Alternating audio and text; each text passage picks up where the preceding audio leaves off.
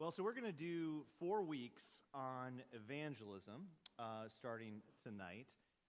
And if, just as kind of a review, these central teachings on Wednesday nights, we've kind of broken them up in a way in which each one kind of complements or supplements a lot of the different teachings that happen within a house church context. And so, a study in evangelism or doing a deeper dive in evangelism we thought would be really helpful and beneficial. And it really supports the Every Member Gospel Ministry Study, which a lot of us have all done. We did that a summer ago, the house churches did. If you haven't done it or you want this, we printed out some extra copies of the Every Member Gospel Study. They're there on the table. I also put on the table, as Tim is perusing, lots of different books as kind of supplements too for this study or for these weeks. Feel free to peruse the books. If you take a book, let me know because they're my books. And I'll need to buy a new book. But I put them out there kind of for reference as we talk about evangelism. Because, this is something, obviously, as a church, this is really ingrained in our DNA. This is part of who we are as a church. But we definitely look a little different when it comes to evangelism than a lot of the traditional model churches that you may have experienced. And we'll talk about that for sure, especially in week 2. So we're gonna do 4 weeks. The first week, so tonight we're really just going to talk about the gospel. Next week, we're going to talk about different models of evangelism, some that we're all familiar with, some that are more biblical than others, some that are more culturally informed, some that don't work as well, and what it looks like. Week 3, we'll talk a lot about, the kind of the ins and outs of what does it look like for practical witnessing to people and within the context in which we do it. And then week 4, we'll talk about obstacles and challenges when it comes to sharing the faith and when it comes to evangelism itself. We wanted to start really with the gospel because if we don't have a handle of the gospel, right, we're not doing evangelism. Evangelism, it just means sharing good news. That's what the term means. You're sharing good news with people. I'm a messenger of the good news. That's more the kind of the literal Greek. And so we need to be really clear about the good news that we're sharing, what it is and what it isn't. Otherwise, how does Christianity stand out from anything else if we're not really, really clear? And this is what we're just going to work off of tonight. And we'll talk about this. So the gospel is amazing, right? It can be simplified, but it's not simple. It can't be everything, but it can't be a little thing. We'll be examining and wowed by the gospel for eternity. But this will just kind of work out or go off of for the start. So the gospel, the good news. If I had to sum it up. Which I had to sum it up. If I had to sum up the gospel briefly, right? It's the Son of God emptied himself, came into the world in Jesus Christ, became a servant. He died on the cross as a substitutionary sacrifice. He rose from the grave as the first fruits of a whole renewed world. Right? A lot of things here that could be dug into, obviously, and explained, which you're already kind of probably thinking of, would you have said those words or that words or this words? But right? But the good news is that Jesus Christ is the Son of God who died for us and who rose so that we all have a promised eternity with him. You can say it however we want to say it, but this is the gospel, that Jesus is the Son of God who died for us and rose from the dead, and we all have a home with him. Now, a lot of this all comes out of, one book I didn't put on the table, because I thought I would just hold up, is Center Church, Tim Keller's Center Church. This is a book that the church leadership has used a lot, and if you've taken classes within the church, you've been work through this book yourself. A lot of the articles we used in this Every Member Gospel Ministry Study came out of here as well. This is a really seminal book, and I would really encourage everybody to get a copy of this. It is written for church leaders, and it's for churches, but the first part of the book, and he does break it, there are three smaller versions. I put one of them over there, Shaped by the Gospel. It is just the first third of this book in a paperback form, and that's a really phenomenal read. And in it, Tim Keller kind of goes through a few things about the gospel, and that's kind of what these headings are. The first thing we have to be kind of clear about when we're talking about the good news, right? The gospel is good news. It's not good advice, right? It isn't. Christianity is the only religion, the only philosophy out there that actually has good news. We are not peddling a path. There's no steps to take to experience life with God. There's no knowledge you need to go to gain. There's no class you have to take. There's no program we're giving people. The gospel is not advice. Like, it's not here, if you want to have peace, this is what you need to do. That's not the gospel. The gospel is a finished work that's declared. It's something, like, it's a declarative truth. Jesus died for us or he didn't die for us. That's it. It's either something that's accepted or something that's rejected. It's not a debatable situation of, like, what does it mean for Jesus to die for us on the cross? No, he either did or he didn't. He rose from the dead or he didn't. There's a changed reality or there's not a changed reality. It's one of those two things. So when we're talking about the gospel, we're talking about sharing the gospel with people, we're not offering people paths. We're not offering people religion. We're not offering people steps to do. Every other religion, like I said, offers something if you do something, right? Like, you can experience nirvana if you work hard in this life and you meditate and you detach yourself from all desires, right? This is Buddhism. And one day, through one incarnation, as you get better and better and better at this, you will experience nirvana, the path, right? That's an eightfold noble path you walk down in Buddhism. Or in Islam, right, there are five pillars of the faith you have to do. If you do this, if you submit yourself to the will of Allah, then you will experience paradise, right? If you want paradise, here's what you have to do. Every religion offers us something. It says here, if you want this, here's the path. Christianity is not that. The gospel is a finished message. It's telling people the good news that they have been saved. You have been saved. It's finished and it's done. The gospel is good news because of that finished work, because it tells us that we've been rescued. And so we have to kind of work through then, if the gospel is this good news that we've been rescued, well, what exactly have I been rescued from? And this is where we kind of get into a lot of that, like the issues of sharing the gospel with people of, like, well, I didn't know I even needed to be rescued. What are you talking about? That Jesus has rescued me. Well, right, we have been rescued from wrath, would be the biblical term. Paul uses that word the most when he talks about what Christ has rescued us from. He's rescued us from wrath. It's a really broad term, right? And it really encapsulates a lot of things. You know, there's this future wrath one day that we'll all stand under Christ, or not under Christ, but under God. Without Jesus, we're under that wrath. But it's this experience now and in the future of guilt, shame, and the weight of punishment, right? And we feel it. We can feel this psychological, physical, and spiritual wrath in our life. Things are just not right.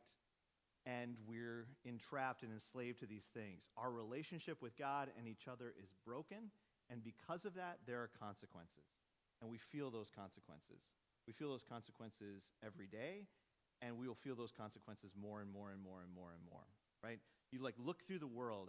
This was a conversation I was just having with a man about this too. It's like, you look through the world, and it's as if, right, there's been thousands and thousands of years of people doing horrible things to each other.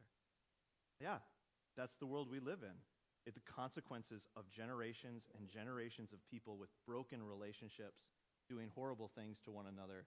And the weight, physical, psychological, and spiritual weight of sin, right, is immense.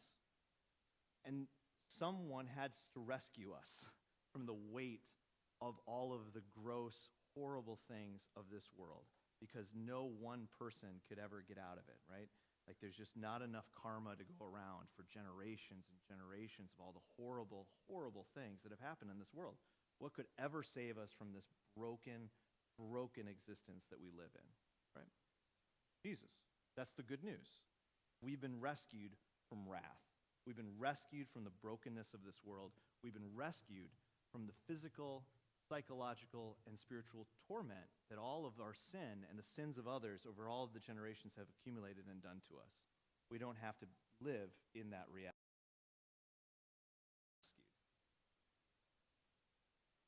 The gospel is good news about what's been done by Jesus Christ then to put everything right. He didn't just rescue us, but he also puts everything right. He took Jesus Christ on the cross. This was that substitutionary part, right? Jesus on the cross takes the punishment that we all deserve. But he doesn't just do that. And there's an incomplete gospel that maybe a lot of us grew up with that. Like, Jesus died for you. That's the message. Great. I've been rescued. That's great. But that's not it. He didn't just die for me. He also rose and gave me life. He gives me, and he gives us all, the credit for his perfect life that he lived. There's a substitution that happens. He takes my punishment, and I get his rewards. Whoa. Undeserved, unmerited. I was out of the family. I'm in the family. I didn't have status. It's not that he just forgives it and wipes my debt clean. He actually brings me in and gives me this new identity, a new status, a new family that I didn't even know I was ever even a part of. And that's like the good news of the gospel, is this like, I didn't even know. It's an incomplete illustration, and Becky said it was questionable if I should use it, but I still will use it. I'm wearing this, Henry bought me this Norwegian sweater. Well, he bought it with my money, but he bought me a Norwegian sweater because we just found out we're Norwegian. My whole life has been a lie up until this last year. I was pretty convinced that on my father's side, I'm like Scottish and English. And on my mother's side, my mother has always told us we were Swedish. I grew up believing we were Swedish until Henry took a DNA test this year, and 0% Swedish came up. And it's all Norwegian on my mom's side. Dial Grammy on speakerphone. Like, what's the deal? Why didn't you? And she had her suspicions, she said. That was her first, I thought I was suspicious. Apparently her stepfather was Swedish, and her biological grandfather, she didn't know, who had died, was actually Norwegian. But she grew up in a Swedish home because of this step-grandfather who kind of made everything in the whole family be Swedish, more or less, even though biologically none of them were Swedish. They were all Norwegian. But now again, is that good news to be told all of a sudden I'm now Norwegian? That's debatable, right? Depending on what you want. But that is, in essence, how the gospel works. Like, it's a complete new identity. You're told all of a sudden that you are now. You are a child of God. You're in the family. You've been redeemed. You're no longer who you are. You're now this. What? I wasn't even looking for this. I didn't even know about this was even an option for myself, right? It's good news. Complete, undeserved, unmerited news about who you are as a person, your very identity. It's not, again, this like good advice of like, hey, do you want to become Norwegian? Here's your 12 steps to get it. No, it's just, this is the news. You're in. You're in. It's done. Jesus did this work for you on your behalf, and it's finished.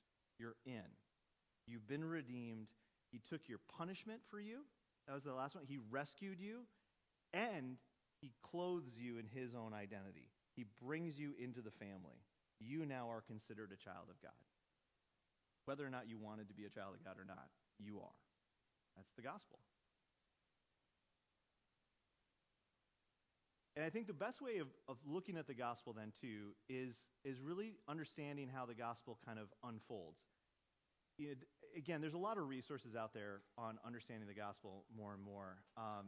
But the gospel, and we'll talk about what it isn't as well here after this slide about with how we read the Bible, but the gospel really unfolds in a narrative form. If you read it like biblically, the gospel is always told in narratives. It's a narrative story. It's because it is. It takes a story to kind of explain what the gospel is.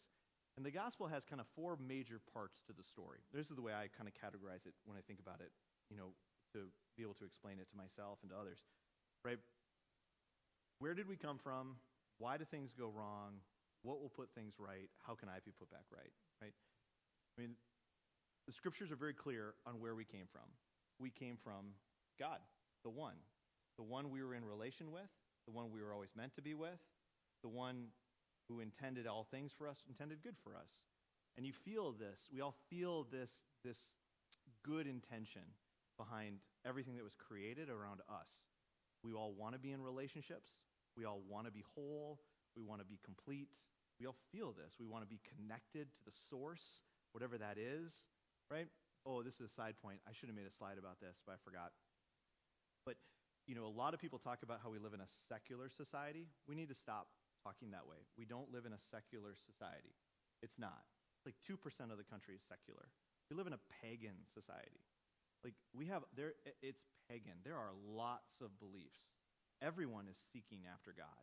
Everyone's seeking. It's far more like Athens in ancient Greece, right? This is not, not everyone is this, I'm rejecting all spirituality and religion. That's not true. Everyone accepts religion and spirituality. They just don't know which. And they're open to anything and don't know. They're confused, right? Because we all have this deep longing that we were made for something, to connect to something, right? We feel it on mountaintops. We feel it in religious services. We feel it in a lot of places. Everybody does. I was made to connect to something bigger than myself. But something's wrong, right? But it's fleeting. Those moments are fleeting and hard to come by, and I can't hold on to them. Why? Well, the gospel gives us that explanation as well. Sin, right? Which is our selfishness. It ruins everything. I ruin everything. Right? You ruin everything. Every relationship I'm going to ruin. Every job I'm going to ruin it. Everything is given to me, I'm going to eventually ruin it. I can't be trusted. I'm selfish. We're all selfish.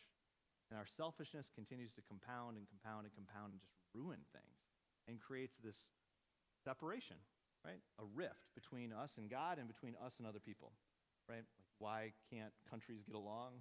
Because we're all jerks. We're selfish, right? Countries can't get along. People can't get along. There's a rift because of this. So what could ever put things right? Well, Jesus. And that's the good news. His incarnation, his substitution, and his restoration of making everything right again. It's the only hope. And then that final piece for us individually, though, how can I be put back right? Because it's one thing to understand it on a broad cosmic level that Jesus has made peace, he's made everything right, but then I can be right. And this is where George was talking about those last few weeks about abiding. Right? Like, I can have faith in God, and I can experience his abiding presence in my life, and I can experience peace now. Even in the midst of this chaotic, upside-down world, I can have access to peace and faith in Jesus. So the gospel as a narrative, right? And this is really the story of the Bible. If you took message of the Bible, right, this was it. The Bible is the gospel. That's the whole point of the Bible. The Bible points to the gospel, explains the gospel, elevates the gospel, shows the gospel. Now, that said, maybe these ones will get a little more controversial. This one will definitely get controversial. But all of that said about the gospel is not simple, right? It's irreducibly complex. Now, we can say it simply, right? Like I tried to put it in, what was that, like 3 sentences. You can communicate the gospel very simply and quickly and concisely, but that's not the whole gospel. Like, it can be examined marveling at the gospel, right? Like, there's so much to this that can be pulled. There's so many themes and ideas, like just that idea of substituting. Oh, you could go down that road forever. Or the longing for home, be brought home again. Oh, you could explain the whole gospel and just talk about home and the longing for home. Or you could explain the whole gospel and talk about our desire to be righteous, to be made right again. Yeah, go down that route. The gospel's got all of these different elements and ways. Biblically, there is no outline of the gospel, right? Every time Paul gives the gospel in one of his letters, it's a different way. Every time. He never tells it the exact same. It's in Romans, it's different than it is in Colossians, than it is in Ephesians, right? Like, there's no standard way of this is the gospel presentation. Now, for some of us, I don't know if anyone else is this. I grew up evangelical Christian. I had to memorize the Romans Road. We also Roman roaders, maybe a few. Yeah, it's like, this is what you have. This is the path. This is the system. This is how you do it. You explain the gospel, these steps. Or, if you can get people to admit they're a sinner, that's step 1. And then step 2, I got to give you this. Step 3. It's like, well, that may work, absolutely, in certain contexts. But there's no standard outline for the gospel. It's complex and rich and beautiful, meaning it can be spoken and explained in all kinds of different ways and to speak to the person and to the context in which it's being spoken to, right? And that's where the power of the gospel really comes to life in people's life, is when the gospel is presented in a way that really touches on a thread, right, that's really matters and is important in our lives and in someone's life. So it needs to be contextualized. It's not simple. And the gospel is not everything. Now, at this point being, the Bible is not the gospel. Just be really, really clear, right? It's very distinct from the Bible. The Bible is the Bible. And the Bible is about the gospel. The gospel is the telos, end, goal, total deal that the Bible is explaining. The Bible is showing us the gospel, giving us the gospel, telling us about the gospel, but is not the gospel. Does that make sense? You know, there's a lot of things that we just don't know. You don't have to understand all of the Bible to be a Christian, right? You don't have to understand the whole Bible to know the gospel. You don't have to accept everything in the Bible to have the gospel. You know, if you think of the earliest churches, or even like, you know, in our house here, we study Colossians and Ephesians. They just had Colossians, Ephesians, Philemon, and then some rudimentary Old Testament knowledge. That's it. And Paul says they have everything they need. Right? Like, we, Western Christians, have this tendency of like, we kind of love our Bibles, but we have this vision of like, we need to read through the whole Bible in a year. We need to study the entire Bible. You need to know the whole Bible. You got to have everything in the Bible. Like, kind of, but that's not the gospel. Understanding and knowing and studying the Bible is not the same as the gospel. The gospel is the gospel. You know, you don't have to agree with every part of it to agree with the Bible. The gospel is not the Bible, and it's not biblical theology. You know, we did a course last spring questioning Christianity with some different skeptics and a few people in the church. And, you know, one of the women participants in that, who was a skeptic, you know, just asked about hell, you know, saying like, you know, I have a hard time believing, you know, in like this eternal damnation of people forever. Like, yeah, I do too. You don't have to believe in eternal damnation of people to believe in Jesus Christ. That's an implication. Like, believing in the gospel is going to lead you to figure out a lot of other things and have opinions about a lot of things, but those things are not the gospel. Like, I don't need to have hell figured out to believe in the gospel, to understand the gospel. I don't have to understand, like, if Noah's flood was a worldwide flood or a localized. That's not the gospel. Now, the story of Noah points to the gospel of life coming through one man and going through, you know, the waters and life and death. I mean, the gospel, yeah. But the story of Noah is not the gospel. Does that make sense? Right? And there's a lot of theology things that we really get caught up in, or Christians get caught up in, and say, like, you have to believe these things or understand these things, when it's like, no, you really don't. And Christians over the centuries have differed on almost everything. Pick any biblical theological topic, and you'll find different churches, different faithful Christians over the millennia who've taken different positions. So you got to say, okay, this is our position, that's their position, but this is the gospel. And the gospel is what matters. You know, George teaches this class, you know, Essentials of Sound Doctrine, which a lot of the leadership is taking to, and that'll be offered again, you know. But it's helpful. Paul goes around and he gives this deposit to the churches. What is he giving? Right? Not the whole Bible. There is essential teachings about Jesus Christ and the gospel that have to be held on to, that have to be carried, that have to be passed on generation to generation. The gospel is not everything.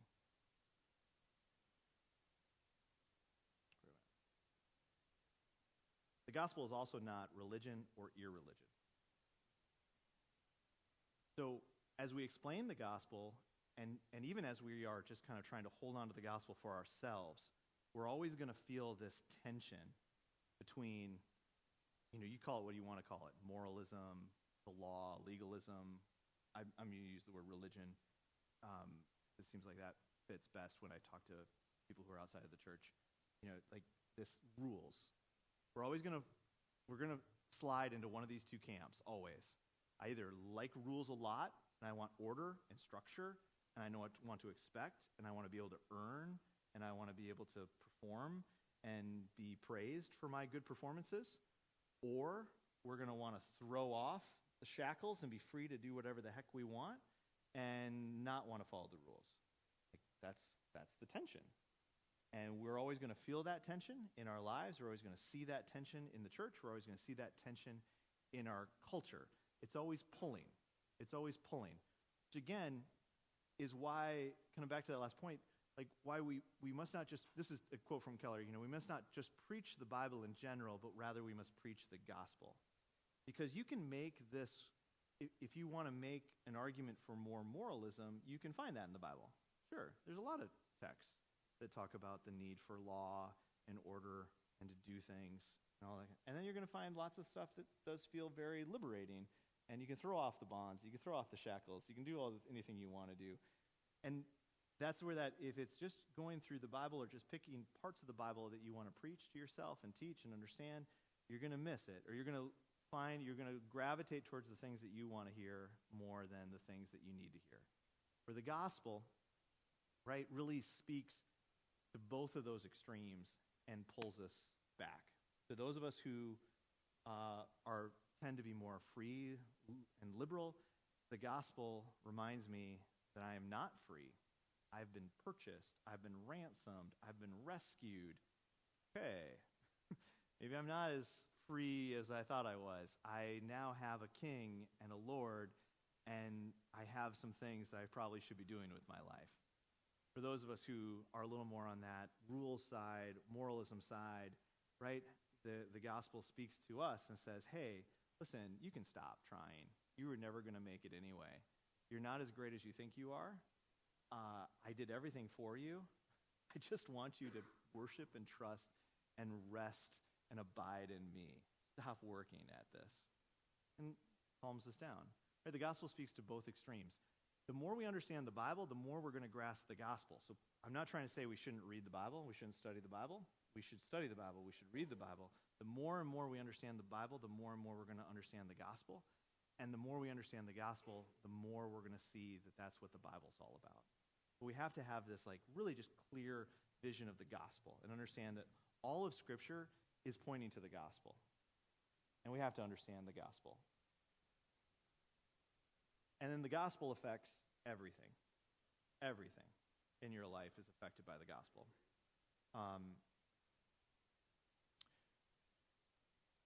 Every other religion is outside in. Like, you want to change, so you got to change your outward behavior to change your insides, right? Like, if I want to change my heart, I better change my actions. That's not Christianity.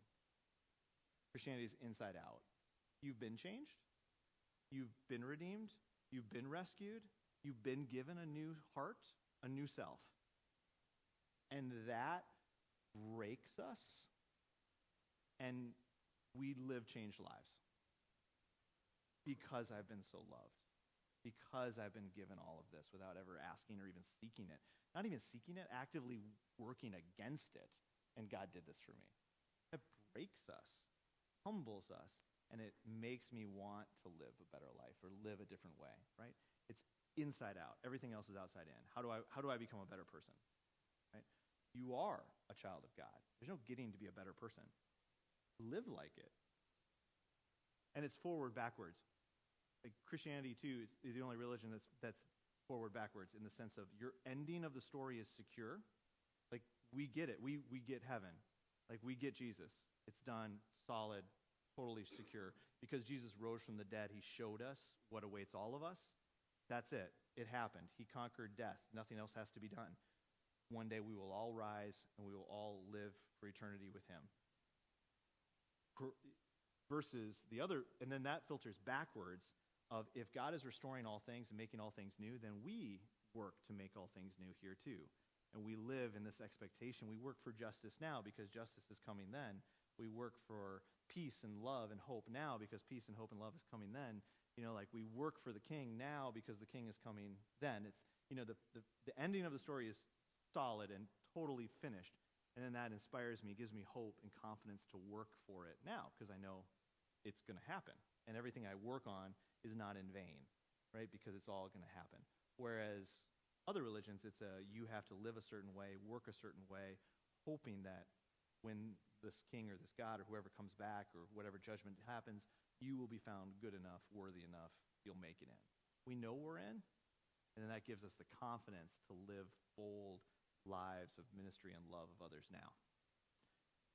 Another quote from Keller, the gospel is not the ABCs of the Christian life, it's the A to Z of the Christian life, right? Like, this is really the big thing. And this is probably the biggest thing where TCC is maybe different than a lot of other churches and experiences, but we really have to be very clear about this. The gospel is not something we give to new believers.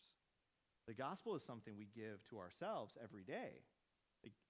This is the entirety of the Christian faith, is the gospel, and understanding the gospel, living the gospel, hearing the gospel, speaking the gospel, marinating in the gospel all the time.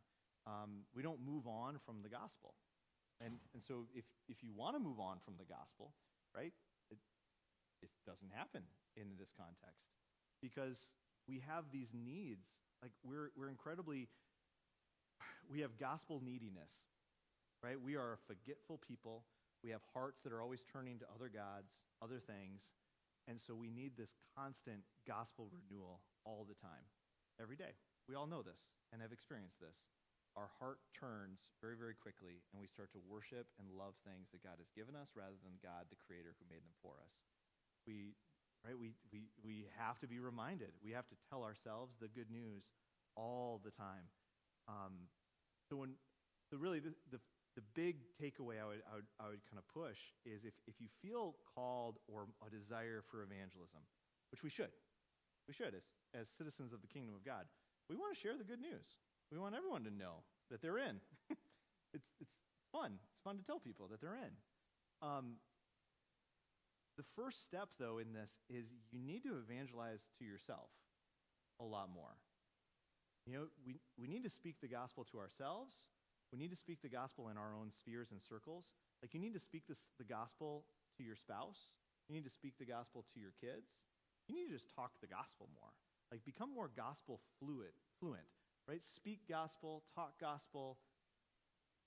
Work on the gospel. That's really where it starts. Because, when we get to this place where we can see our own need for the gospel in our own lives,